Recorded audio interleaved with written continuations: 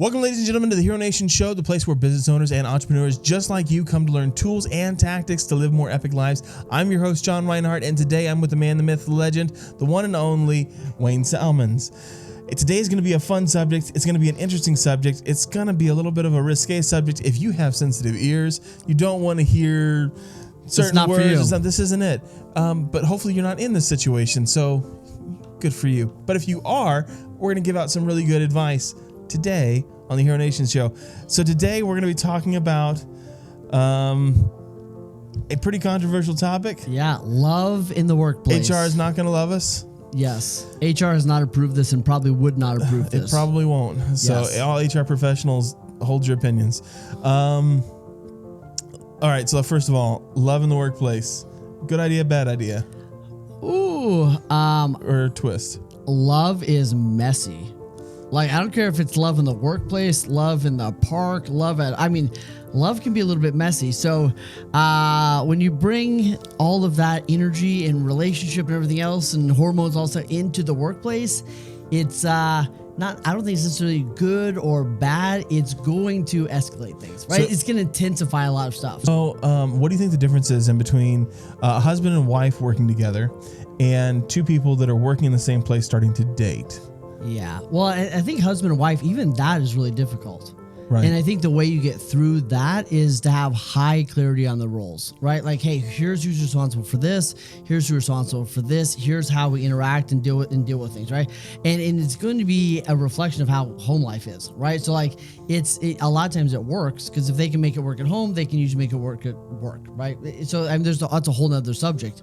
And yet I've seen a lot of people make it work. And there's other people that go, I need 8 hours away from my spouse every day, and this is perfect, right? We love each other, but working today will never win, right? But they've figured out already that decision. When you take people that are work at the same place and they start dating at the same place, they don't know, they have no idea how it's going to go down, right?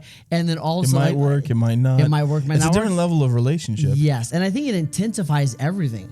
Right? Because all of a sudden, say you're on the admin side of the business and I'm on the listing side of the business and my paperwork gets done really fast. Well, is that because we're dating or is that because you're good at your job? Or my paperwork gets done really slow. Is that because we're fighting or you have animosity towards me? Or is it just because it was a tough day, right? So everything gets escalated because there's this whole new layer of stuff to go through. And that's not even taking into account the dynamic in between, let's say, someone that's in a little bit higher position than someone else and the potential lawsuits and other things that you can't really discount it today. Just considering like if there's any type of disparity or any type of difference in power dynamic, if one person feels like, hey, I don't really have a choice in this relationship anymore, now we're in a whole different ball game. Yeah. Well, and I think it does. It intensifies everything. So if you have a boss that's looking to fire somebody, how does that impact the other person, right? Yep. There's all these things. So I think in order for us to say like never do it would be really lollipops and rainbows, right? Because like it's going to happen. We've both been around long enough to know that it's going to happen. Happened here. I think that you've got to be real on. You got to obviously disclose and let everybody know what's going on, right? Especially your boss, etc. And then I think you've got to have separation between church and state. I think you've got to get really clear on, hey, we're at work. I got my work hat on, right? And then transition into the other thing. So, I think it can get messy. But I think for us to say like never do it would be really, it's tough to put that out there. Yeah. From my experience, I was actually when I had love happen in the workplace. I've had love happen in the workplace twice. Once is my wife, and she's working with me. I love you very much. And the other one, when I was working in a corporate job. Ended up, I was on the floor, all this kind of fun stuff, and met a young lady. We started dating while at the job place. Interestingly enough, I ended up getting promoted. Right. And I ended up getting promoted, not only promoted, but actually becoming her boss. And they then had, it was a bunch of different things, but basically they were coming out. There was a huge affair that happened at the office. And I was like, dude, I'm not coming out and saying that I'm dating this girl. It's totally quiet. I ended up having to fire her. For performance stuff. That was horrible. Yeah. It was it was quite the dynamic that comes right back there. down to clarity of roles, right? Which is so critical. Yeah. So, and then I think that at the same time, if you're someone that just really lacks self-discipline, you probably just need to go get another job. Yeah. Right. If you go, hey, this is the person I'm going to marry, but I'm really stuck at self-discipline, you probably just need to, one of you needs to transition and go do something else. So, can we dive into the real weeds? Sure. Let's go. Let's go into the real swamp, right? This is the real conversation. Affairs at work. Well, I'll let you I'll let you start there. Since you have your story. Yes. Go ahead and tell your story. If you read the book, you know that I nailed that. So I've been there. All right, got so the for the T-shirt. people who haven't read the again. book yet, it's called The Art of Getting Back Up. You can go read it. But for those who haven't, there's a lot more in the book than what we'll cover here. Right. But what happened with you? Yeah. So I mean, I had an affair with one of the gals that worked for me. Why? Right, that worked in the real estate company. Here's why. I think that most guys have affairs not for the reason that people think they do. Most guys have affairs. It's not. Most people think, oh, they just want to bang somebody, they just want to have sex, they just want to hook up. For most men that I've encountered, right, including myself, the affair wasn't about, oh, I want to go have a ton of sex with somebody. It starts emotional. It almost always starts. It's I'm needing something. I'm feeling a void in my life, right? And then there's this other person, and then the connection begins, and then it grows, and then sex and everything else is the logical third step, if you want to think about it that way. But I think so often here's what happens, right? We have a fight with our spouse at home, and then we go to work, we complain to somebody. Too often that someone is the pretty blonde in the next booth or whatever it is, right? And that's what happens. And it starts with being emotionally vulnerable and open with someone you shouldn't be emotionally vulnerable and open with. Right? Like at some point, I probably shouldn't be sharing this shit about my wife with another woman. Right? Like let's be real. Like I should probably call my buddy, right? And say, dude, I'm struggling. Here's what's going on. Help me through this, right? There's an appropriate way to handle some shit. It's not you got to put it all down, but there's an appropriate way to do it. And that's not usually what we do. We're looking for affirmation. We're looking for significance. We're looking for somebody to give a shit. We're looking for somebody to hear us. And that's oftentimes where it starts. Yeah. We're looking for comfort. We're looking for something there. Yeah. And I will say, like, it's oftentimes more difficult to have some of these conversations sometimes with your spouse than it is for someone who doesn't know all your shit, who doesn't know. Yeah, I look like a prince to everybody else who doesn't know my real stuff. I always see, like, that's like one of the first things I always when I see like any type of divorce or anything like that to start like coming, right, is I watch the husband and wife. They all start telling their story to people normally outside their circle, that they can be used as kind of like, you know what, I'm doing pretty good, like I'm a good person, and I'm just being mistreated in a bad way, right, so that I can become the victim, and then I can push everything off. Yep. So I think it happens all the time. And I think what's interesting is, and I don't know the exact stats off the top of my head, and yet I read a while back, so many people that have an affair, but that person that they have an affair with is hardly ever the person they actually end up having a long-term relationship with. Yep. And if they do marry that person, whatever it is, it usually ends very quickly. Right, because of all the stuff that they're talking about, and I think that what you got to look at is, how do I avoid some of those traps? But then what we really get into, and what you were asking about, was, how do you recover? Yeah, well, it's not. I don't even say just after you recover. It's like, but also I think to recover, you need to know how the hell you got there. Yeah, because if you don't know how you got there, like there's not a real good way of recovering. Yes. Yep. And I think most of us get there because you set yourself up for stuff, right? You go one step further than I should have gone. You do one conversation more than you should, right? There's those little lines that you step over, and then all of a sudden you're way too far. Yeah. Well, I think that looking back, there's a couple of things looking back that we're really playing and I think it's different for everybody, but I just tell you my experience. For me, there was a couple of things. One, I realized later that I had a limiting belief that if people really got to know me, they wouldn't love me. Right? It took me years. I found this out years after my divorce, but I found out I had this belief that if people really got to know me, they wouldn't love me. So looking back, it made sense. I had this pattern of kicking people out of my life before they got too close. Right? I didn't realize that's what I was doing, but that was one of the things, and I didn't understand that people could actually love me for who I really was. Yep. Right? Like you could tell me that, and intellectually I would have been like, yeah. You're always waiting for someone to open up your secret. Just waiting for the next person to pull the ejection seat. And so I was just always waiting for that. Right. So I think that was part of what played into that. Right. And I was like, I'm going to get out first. Right. It was kind of my mentality. And then I think the other thing was my marriage wasn't great. Right. Kind of from the beginning, I was in kind of a crappy marriage and I didn't know how to get out. So looking back, I would have gone to my ex-wife and I would have said, we both know this isn't working.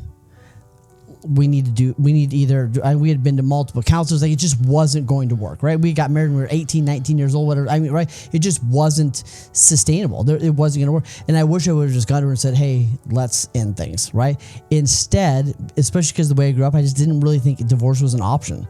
So looking back, I self-sabotaged to the point where divorce was inevitable. Does that make sense? So going through all that, and then I set myself up for for a big fall, right? Spending all of my time at work, right? Getting all of my validation from other people, not having a high self-confidence, right? All of those things played, not having a great core group of guys that I could have deep conversations with. Yeah. So you're looking back and you go, well, obviously you orchestrated the perfect storm. Right? And nothing about me is a victim. I'm not a victim, but I put myself in positions to self-harm in a big way. Makes sense? And see, I think that's kind of what I was getting at was like the affair part, right? This part, it is the smallest part of this puzzle. And if you're in this position now, where this is happening, something along that might happen soon. If you don't put a stop to things,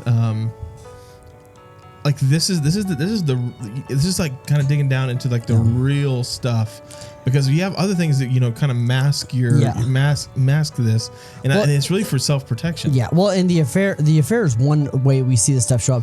We work with high achievers all the time, and one of the things I see with so many high achievers is they are the addiction, the substance abuse addiction, especially amongst high achievers and entrepreneurs, is through the roof, right? They're 5 times more likely to have a substance abuse addiction. They're 10 times more likely to struggle with bipolar, right? They're 3 times more likely to struggle with depression, right? So entrepreneurs, our brains are wired a little bit differently, especially high achievers, right? And one of the things that we struggle with is we got all these thoughts, emotions, and everything else going on all the time, and most entrepreneurs don't know what to do with them, right? So we're consistently worried about what's going to happen, what money's going to fall, right? What the business next products, right? There's all this stuff, and we have all these issues in our life. We don't know how to deal with them except for just work harder. So we find shit to take our mind off of shit, right? Right, we find these outlets, and usually they're some sort of they're a sexual thing, or they're drugs, or they're alcohol, or what. There's something that's not serving you, and you got to realize, like you just said, that's just the effect. That's like the byproduct. Yeah, it's not the real issue. No. It may be the thing. It becomes the real issue. It becomes an issue. But like at the end of the day, for your own self-awareness, for your own growth, and for the growth of those actually around you, this is what's happening, and you have to kind of take responsibility for it, take it by the horns. Yeah. And the biggest thing is, don't try to do this alone. No. Don't do that. When you take one of these issues, okay, like this one, like doing that, or like an affair, or alcoholism, or sexual addictions, porn addiction, any of this kind of stuff, and you try to fix it on your own, while trying not to be judged, you end up isolating yourself. And the next step after isolation and distancing yourself from the community is often suicide. Right? It's a natural progression, because we're social. Yeah. We're made for interaction with people. We're made for communication, and we're made for validation. And when you cut all these basic human needs and strengths away, you end up free floating and you go, what's the point? Yeah. Well, and somebody articulated and they said, you get in the feedback loop from hell. Right? The feedback loop from hell is like, why the hell am I doing this? I shouldn't be doing this. I'm better than this. I shouldn't, right? And then you're like, then you do it. And then you, right? So it just becomes this feedback, right? Then in order to deal with all the harsh feedback you're giving yourself, you do that action you hate because you don't know how to deal with the feedback. And then all of a sudden you're doing this feedback loop from hell. And it does this problem. So here's a couple of things that I think are really critical. Like you're not alone. Right, like you're not. That which is most personal is usually most universal. Which means if you're struggling with something, you're not alone. There's other people that are struggling with it, have struggled with it, whatever it is. What I've realized is everyone is struggling with something. Right, and most people have a war they're fighting that nobody else knows about. And how critical it is to reach out to someone, reach out to one of us, reach out to a buddy, whatever it is. Mm-hmm. The other thing that I realized was I needed to do some things in the good times to prepare for stuff's going to happen. Right. There's going to be shitstorms in your life. I needed to build great friendships before I needed them. Right, I needed to be doing things in a great way before that stuff happens because it's going to happen. So a lot of that was part of my process, which is why the book is so important to me, to figure out not only how do you recover, but what are some of the things you can do to recover faster or avoid that altogether. So yeah, it's good. It's a great subject, guys. This is wetting. This is like dipping our toe in a very deep pool. Yeah. When you start getting into some of the stuff, I would highly advise you. You find people, you find stuff. Yeah. And when you get into some of this, where you're really, where you're really, really struggling, that's where you need like a really good counselor. You need someone to really step alongside you that can help guide you through that process and get you out to the other side. Yeah. Well, if you feel like you've gone too far and there's no recovery, like I felt like, and almost took my own life, you're not. Like it's an event. It's not who you are, right? I fucked up. I'm not a fuck up, right? Yeah. So I made mistakes. I'm not a mistake. At that point, I never thought that I'd be able to recover. I never thought that I would be able to get back to a place where I had loving relationships, making money, right? Able to do all the things I'm able to do now. You can get back up. It's not going to happen overnight. Right, you didn't get there overnight. You're not going to get back up overnight, but there's some things we can do to speed up the process. You're not alone. It can get better. You can do it. It's not too far. Yep. All right, guys. If you wanted more information or you'd like to reach out to us, you can always go to theheronation.com. Guys, don't forget to like, share, subscribe. Put your comments, your thoughts, your opinions down below. Love to hear them. Love to hear what you're actually thinking. Do you believe that there's actually redemption after an affair? Or do you believe the person should have, their balls cut off and 18 killed? Years of purgatory. Who knows? I mean, I've heard some pretty extreme opinions out there, so I'd love to hear your thoughts. Don't come from my balls. All right, guys. Until next time, be your own hero.